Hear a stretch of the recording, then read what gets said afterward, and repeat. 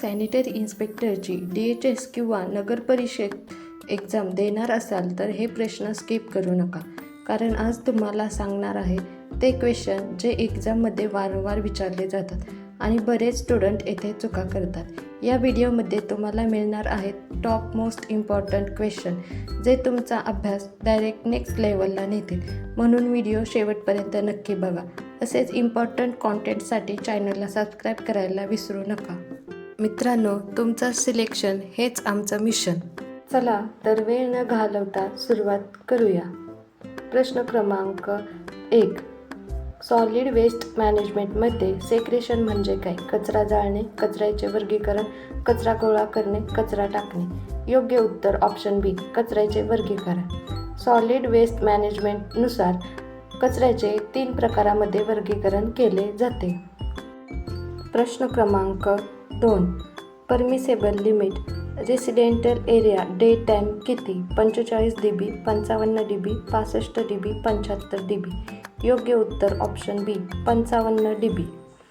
Permissible limit म्हणजे पर्यावरण संरक्षण नियमानुसार आवाजाची कमाल मर्यादा होय. प्रश्न क्रमांक 3. पिण्याच्या पाण्याचा योग्य pH रेंज किती? 5.0 ते 6.5, 6.5 ते 7.0, 7.0 ते 8.5, 8.5 ते 9.5. योग्य उत्तर ऑप्शन सी, 7.0 ते 8.5 हा पिण्याच्या पाण्याचा योग्य pH रेंज आहे. प्रश्न क्रमांक 4. पाणी शुद्धीकरणासाठी सर्वात सामान्य रसायन कोणते?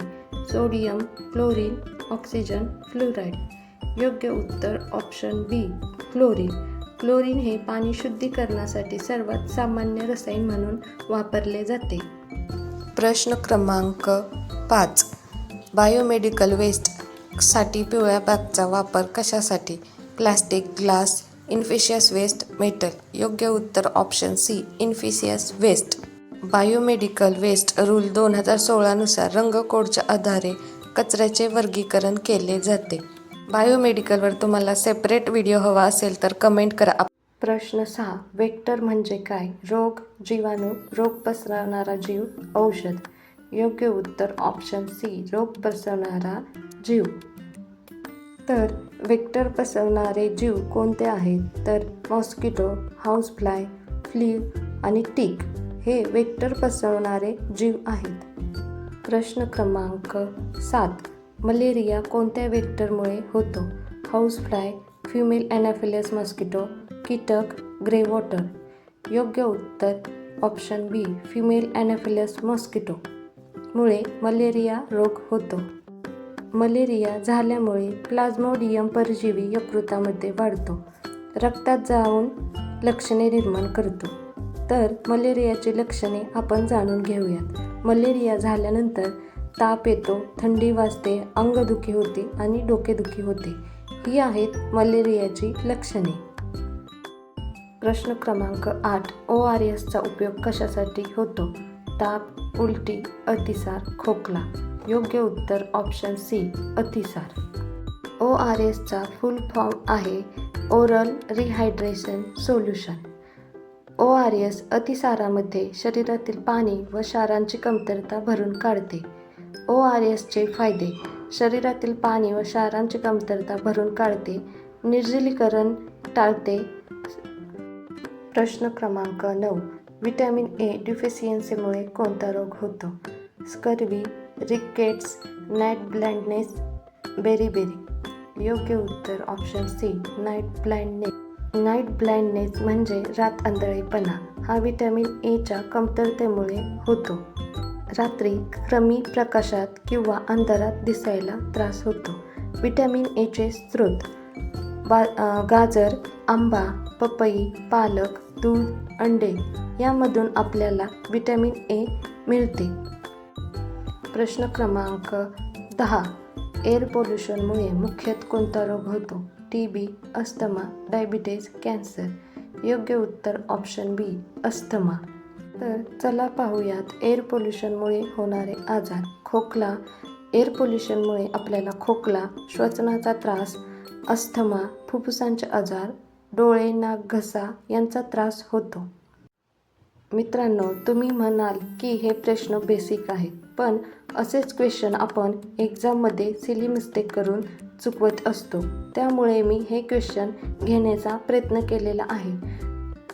प्रश्न क्रमांक 11. कंपोस्टिंग म्हणजे काय? कचरा जाळणे, कचरा गाडणे, कचऱ्याचे खत बनवणे, कचरा टाकणे. योग्य उत्तर ऑप्शन सी, कचऱ्याचे खत बनवण्याची प्रक्रिया म्हणजे कंपोस्टिंग होय. तर चला पाहूयात कंपोस्टिंगचे फायदे. कंपोस्टिंगमुळे कचऱ्याचे प्रमाण कमी होते, सेंद्रिय खत मिळते, पर्यावरण स्वच्छ राहते, खर्च वाचतो व मातीची गुणवत्ता वाढण्यास मदत होते.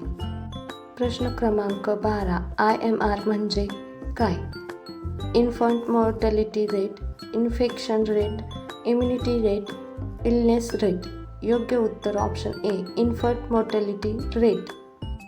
IMR म्हणजे इन्फंट मॉर्टॅलिटी रेट, म्हणजेच विशिष्ट वर्षात प्रति 1000 जिवंत जन्मामागे एका वर्षाच्या आत होणाऱ्या बालमृत्यूचे प्रमाण म्हणजे IMR, इन्फंट मॉर्टॅलिटी रेट होय. प्रश्न क्रमांक 14. BOD, बायोकेमिकल ऑक्सिजन डिमांड जास्त असल्यास काय दर्शवते? पाणी स्वच्छ आहे, पाणी दूषित आहे, ऑक्सिजन जास्त आहे, काही फरक नाही. योग्य उत्तर ऑप्शन बी, पाणी दूषित आहे. BOD म्हणजे पाण्यातील सूक्ष्मजीव सेंद्रिय पदार्थांचे विघटन करण्यासाठी ज्या प्रमाणात ऑक्सिजन वापरतात त्याचे मापन म्हणजे BOD होय. BOD जेवढा कमी तेवढे पाणी स्वच्छ व BOD जेवढा जास्त तेवढे पाणी दूषित. प्रश्न क्रमांक 15. RDF, रिफ्यूज डिराइव्ड फ्यूल म्हणजे काय? कचरा टाकण्याची पद्धत, कचऱ्यातून तयार केलेले इंधन, कचरा जाळणे, कचरा वर्गीकरण. योग्य उत्तर ऑप्शन बी, कचऱ्यातून तयार केलेले इंधन. RDF म्हणजे अशा प्रकारचे इंधन जे घनकचऱ्यातील ज्वलनशील घटक जसे की प्लास्टिक, कागद, कापडे इत्यादीवर प्रक्रिया करून तयार केलेले जाते. ते इंधन म्हणजे रिफ्यूज डिराइव्ड फ्यूल होय. प्रश्न क्रमांक 16. लेप्रेसी कोणत्या जीवाणूमुळे होतो? मायक्रोबॅक्टेरियम ट्युबरक्युलोसिस, मायक्रोबॅक्टेरियम लेप्री, ई कोली, विब्रियो कोलेरा. योग्य उत्तर ऑप्शन बी, मायक्रोबॅक्टेरियम लेप्री. लेप्रेसी म्हणजे कुष्ठरोग होय. कुष्ठरोग हा मायक्रोबॅक्टेरियम लेप्री या जीवाणूमुळे होणारा एक दीर्घकालीन संसर्गजन्य रोग आहे. हा रोग मुख्यत्वे त्वचा श्लेष्म पडद्यावर परिणाम करतो. प्रश्न क्रमांक 17. लॅव्हरविसिडियल मेथड म्हणजे काय? प्रौढ डास मारणे, आळ्या नष्ट करणे, अंडी नष्ट करणे, काही नाही. योग्य उत्तर ऑप्शन बी, आळ्या नष्ट करणे. डासाच्या आळ्यांना नष्ट करण्याच्या पद्धतीला लॅव्हरविसिडियल मेथड म्हणतात. याचे फायदे. प्रश्न क्रमांक 18. ऑटोक्लेव्हिंग का वापरतात? वाळवण्यासाठी, निर्जंतुकीकरणासाठी, जाळण्यासाठी, थंड करण्यासाठी.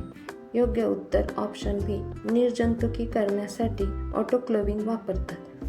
ऑटोक्लेव्हिंग ही एक उष्णता व दाब वापरून केलेली निर्जंतुकीकरण प्रक्रिया आहे.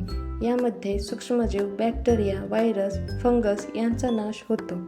ऑटोक्लेव्हिंगचे फायदे. सूक्ष्मजीवांचा पूर्ण नाश होतो. सुरक्षित आणि विश्वसनीय पद्धत आहे. हॉस्पिटल आणि क्लिनिकमध्ये आवश्यक आहे.